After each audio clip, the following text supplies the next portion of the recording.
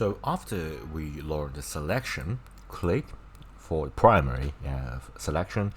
If you look at here, you can see something very interesting. That's the center, right? That's the center of your mouse, the center wheel. And yeah, if your mouse do not have this center wheel that it can be pressed, I strongly recommend that you at least buy a budget one or a second used one, because it's a necessity of modeling.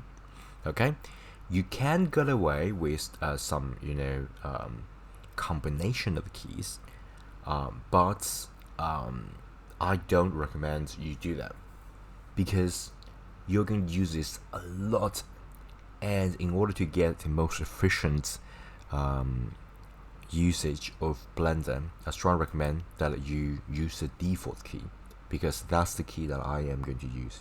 Okay, so if you just press this center, the mouse key here, if you press and hold this center, you can rotate the whole viewport. So basically everything that you see here is inside of the viewport.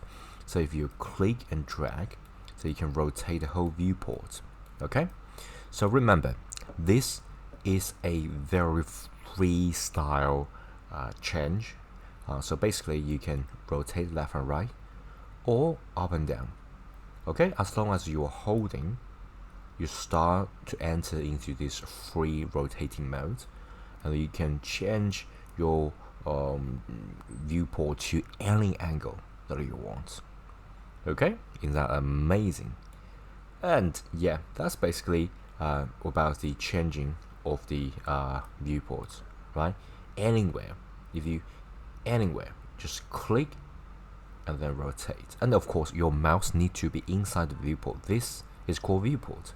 Everything that you see is like a quick fake render. It's not like the actual render, so you know what you're working on. And this is a 3D